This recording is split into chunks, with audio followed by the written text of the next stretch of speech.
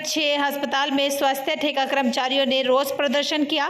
स्वास्थ्य ठेका कर्मचारियों की प्रधान रमा ने बताया कि बार बार प्रदर्शन करने के बावजूद भी समय पर सैलरी नहीं मिल रही। 22 कर्मचारी आज भी ऐसे हैं जिन्हें आज तक सैलरी नहीं मिली, जिसके चलते यह तमाम ठेका कर्मचारी गुस्से में है। सीएमओ पंचकुला डॉक्टर मुक्ता कुमार से मिलने भी गए। इनका आरोप है कि सीएमओ ने इनकी समस्या का हल करने की बजाय उल्टा मामले में अपने हाथ खड़े कर दिए। कर्मचारी एकता जिंदाबाद जिंदाबाद जिंदाबाद पंचकुला सीएमओ मुर्दाबाद मुर्दाबाद मुर्दाबाद हॉस्पिटल प्रशासन मुर्दाबाद मुर्दाबाद मुर्दाबाद बात नहीं सुनती मुर्दाबाद मुर्दाबाद। मेरा नाम रमा है, स्वास्थ्य ठेका कर्मचारी यूनियन की प्रधान, CITO हरियाणा संबंधित सर्व कर्मचारी संघ हरियाणा।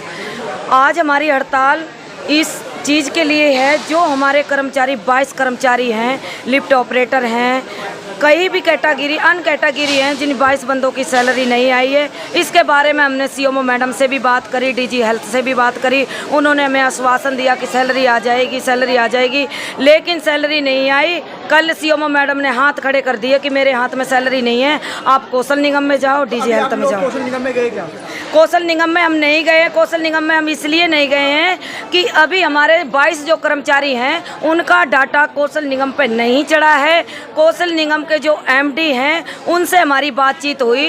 उन्होंने कहा, मखीजा सर हैं जो, उनसे बातचीत हुई। उन्होंने कहा कि 15 दिन पहले हमने डॉक्टर मुक्ता CMO को ये कह दिया था कि सैलरी विभाग देगा कर्मचारियों की, जब तक डाटा नहीं चढ़ता है। हमारी तरफ से कोई गलती नहीं है, हमारी तरफ से कोई इशूज है तो हमें बताया जाए। तो आपने CMO से बात की? अभी CMO से कोई बातचीत नहीं हुई है, ना हमारी कमेटी को बुलाया है। और हम ये कहना चाहते हैं, ये हड़ताल सुबह 7 बजे से जारी हो गई और ये हड़ताल जब तक जारी रहेगी, जब तक 22 कर्मचारियों की सैलरी नहीं आ जाती है, दिन और रात कंटिन्यू चलेगी हड़ताल। लोगों को जो मुसीबत आती है सामना करना पड़ता है, उसका जिम्मेदार कौन? हमने पहले रिटर्न वर्क कर दिया है कि हड़ताल के चलते हुए कर्मचारी सभी रोष में हैं अपने हक अधिकार के लिए, अपने वेतन के लेके, लेकिन पब्लिक प्लेस में अगर कोई दिक्कत आई तो उसका जिम्मेदार हॉस्पिटल प्रशासन होगा, DG हेल्थ होगा, जितने भी अधिकारी हैं वो सारे इस चीज़ के जिम्मेदार होंगे। इतनी बड़ी कुर्सियों पे बैठ के इनका फर्ज बनता है कर्मचारी की समस्या सुने, लेकिन समस्या नहीं सुनते, हाथ सीधे खड़े कर देते, हमारे हाथ में कुछ नहीं है। अगर हाथ में नहीं है तो आप इस्तीफा दे दो। इनकलाब जिंदाबाद। देखो, पहली बात तो मैं ये बताऊंगी, मेरे यहाँ लगभग 670 लोगों की सैलरी ऑलरेडी निकल गई और हरियाणा में खाली हेल्थ ही नहीं, बाकी डिपार्टमेंट्स का भी देखूं तो पंचकुला हेल्थ की ऑलमोस्ट सबसे पहले सैलरी निकली है। तो सभी को पता है कि शिफ्ट हुआ है, पोर्ट हुआ है HKRNL पे। तो ये जो भी कच्चे कर्मचारी हैं मेरे पास एनरोल्ड नहीं है, ये HKRNL पे एनरोल्ड है। इनके सारे डाटा वहाँ से हमारे पास आते हैं तो हम इनको चढ़ाते हैं। पोर्टल पे इनका नाम डिस्प्ले होता है तभी हम इनका चढ़ा सकते हैं। तो पहले मैंने यहाँ रात को 9 बजे तक बैठ के खुद अकाउंटेंट के साथ, अकाउंटेंट के कमरे में उसकी कुर्सी पे बैठ के, मुझे नहीं लगता कि कोई क्लास 1 ऑफिसर इतना करता होगा। इनको भी पता है, ये भी मेरे सामने खड़े थे, ये भी 6 बजे के बाद 5:30 के बाद उकता के चले गए। मैं वहीं बैठी थी, मैंने कहा रुको, आज तुम मेरे पास रुको, जब तक इनकी सैलरी नहीं आई थी। मैंने कहा तुम रुको, तुम देखो कि कितना मुश्किल होता है। ऐसे करके पूरा उनके HKRNL का भी बहुत सहयोग रहा। उनके जो भी मतलब प्रोग्राम ऑफिसर्स थे उनके साथ मैं डायरेक्टली बात करके एक OTP मंगा के, जो चेक्स लगे हुए थे उनके चेक्स पे मैटरनिटी लीव नहीं डल रही थी, तो किसी को समझ में ही नहीं आ रहा था क्यों नहीं डल रही। हमें भी नहीं आ रहा था, उनको भी नहीं आ रहा था। लेकिन जब नया पोर्टल बनता है तो दिक्कत आती है। धीरे धीरे मैंने उसको टेकअप किया, एक चीज़ को खुद, एक पॉइंट। उनकी प्रोग्राम ऑफिसर थी, नाम तो मेरे दिमाग से निकल रहा है, उसके साथ रेगुलर फ़ोन पे उस पर बात करके, वो भी बेचारी उस दिन 3-4 घंटे मेरे साथ फ़ोन पे लगी रही। और लगातार हम लोग सारे लोग बैठे हुए थे, डॉक्टर स्नेह, डॉक्टर नीरू, मैं, सारे अकाउंटेंट, रात को 9 बजे तक बैठ के हमने इनका सॉर्ट आउट किया कि इनकी क्यों क्या प्रॉब्लम्स आ रही हैं, किस वजह से डाटा टेकअप नहीं हो रहा। ऐसे करके मैंने इनकी अप्रैल की सैलरी निकलवाई। मई की सैलरी इनकी 10 जून से पहले ही आ गई थी।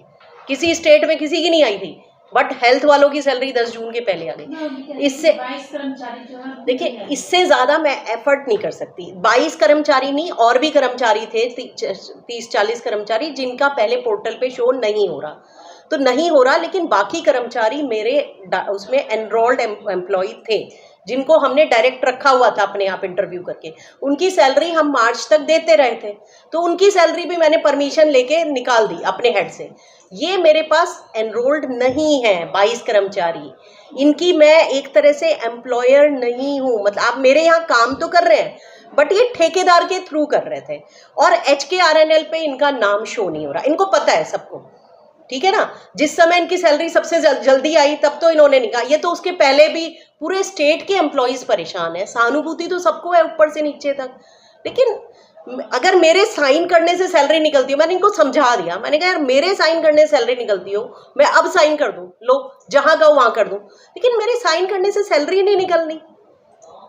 मैंने तो इनके लेटर्स ऊपर बना बना के भेजे हैं इनके, मतलब इनको भाई आरोप तो एक चीज है, जब इनकी एक दो जो क्या होता है ना सिस्टम में, 1 साल से मैं हूँ, मेरा एक काम करने का तरीका है, मेरे को किसी नेता की जरूरत नहीं है, यूनियन की जरूरत नहीं है, मेरा दरवाजा ना यूं खुला ही रहता है, कभी भी आप देखा करो, ये दरवाजा बंद नहीं रखती हूँ मैं, है ना। कभी भी कोई आए मेरे यहाँ पे, कोई भी आ जाता है, कोई भी जिसकी प्रॉब्लम है, चाहे वो क्लास 4 है चाहे क्लास 1 है, मैं ना इंडिविजुअली कोई आता है मैं उसकी बात सुनती हूँ और सॉर्ट आउट कर देती हूँ। तो चक्कर क्या है ना, इनको 1 साल से तो नेतागिरी करने को मिल नहीं रही, आप समझ गए। अभी भी इनको कोई प्रॉब्लम नहीं है, 22 कर्मचारी को कोई दिक्कत नहीं है, उनको समझा रही हूँ। मैंने कहा भाई मेरे हाथ में नहीं है, मैं तरीका अब भी निकालने की कोशिश कर रही हूँ। मैं आपको बात बताऊँ, NHM की सैलरी भी कोई तरीका नहीं था निकल जाती, मैंने उसका एक नया वो बना के तरीका निकाल के तब उनकी सैलरी डाली, और मेरे को देख के अब बाकी डिस्ट्रिक्ट डाल रहे हैं, और ये ऊपर तक सबको पता है, डायरेक्टर्स को भी पता है। मैं सबसे इतना ज़्यादा मतलब मेरा इन्वॉल्वमेंट रहता है कि मैं हर समय उनसे बात करती रहती हूँ, हर समय उनकी गाइडेंस लेती रहती हूँ, कोई मेरे जो आइडियाज़ होते हैं उनको बताती रहती हूँ, परमिशंस लेती रहती हूँ, मिलती रहती हूँ। लेकिन दिक्कत क्या है ना, इस तरह से करेंगे तो मैं भी आगे पेन, मतलब मैं क्यों कर्मचारियों के लिए इतना पेन लूँगी। आप बताओ कि मेरे को क्या ज़रूरत है, मैं सैटरडे भी मेरा दफ्तर खुलता था, संडे भी, कि नहीं जी कर्मचारी की कोई दिक्कत ना हो, है ना। रात को 9-9 बजे तक मैं खुद यहाँ बैठ के अकाउंट्स का काम कर रही हूँ, इससे ज्यादा और क्या कर सकता है आदमी। जो अभी कर्मचारी रहते हैं मैम, इनकी सैलरी का मुझे नहीं पता अब भी, ओके, आप समझ गए। अच्छा मेरे साथ क्या दिक्कत है, मैं मीठी गोली नहीं देती।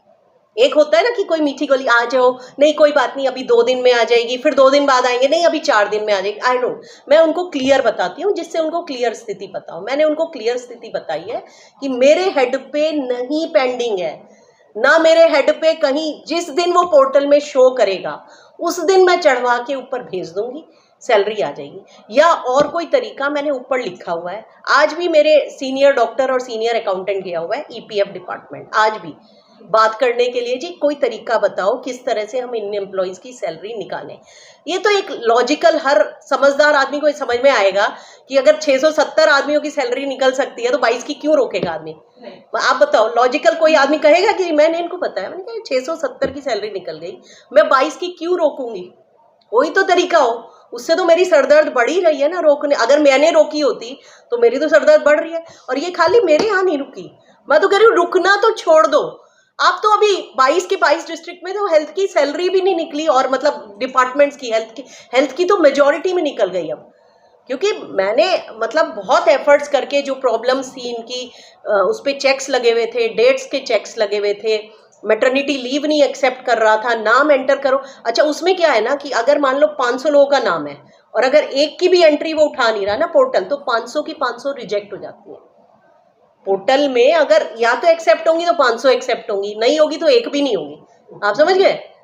तो वो एक मतलब ऐसे प्रॉब्लम थी कि एक की मैटरनिटी लीव है, उसकी वजह से सबकी सैलरी अटक रही है। अब वो इतने दिन से हम बार बार डाल रहे थे, उठा ही नहीं रहा था पोर्टल। तो एक बैठ के भाई उस दिन उन्होंने बहुत एफर्ट किया, HKRNL के उन्होंने खूब मेरे साथ कोऑपरेट किया। लेकिन उससे क्या हुआ, हम एक एक स्टेप करते रहे, वो भी उसको टैली करते रहे। तो उससे क्या हुआ, पोर्टल में जो चेक्स लगे हुए थे वो हमने वो कर लिए, खत्म कर दिए, और वो उसने टेकअप कर लिया। टेकअप किया तो सारे डिस्ट्रिक्ट्स को धीरे धीरे पता लग गया कि अच्छा ऐसे हो सकता है। तो ऐसे हुआ तो सबने कर दिया। तब तो डॉक्टर मुक्ता के लिए ताली नहीं बजाई इन्होंने, आप समझ गए कि नहीं। तो मेरे को क्या है कि देखो ये आदमी, ये एक डीमोटिवेट करने की बात है। इनको पता है कि ये मेरे पास आते हैं, एक कर्मचारी मेरे पास, मैं तो कह रही हूँ ये तो इनकी 22 की प्रॉब्लम है, मैं कह रही हूँ मेरे पास तो कोई इंडिविजुअल भी लेके आता है ना। मेरी नेचर ये है कि मैं उसको अपना जो मेरे से हो सकता है, मैं इस सीट पे इसलिए बैठी हूँ कि मैं जो हो सकता है उसके लिए कर दूँ।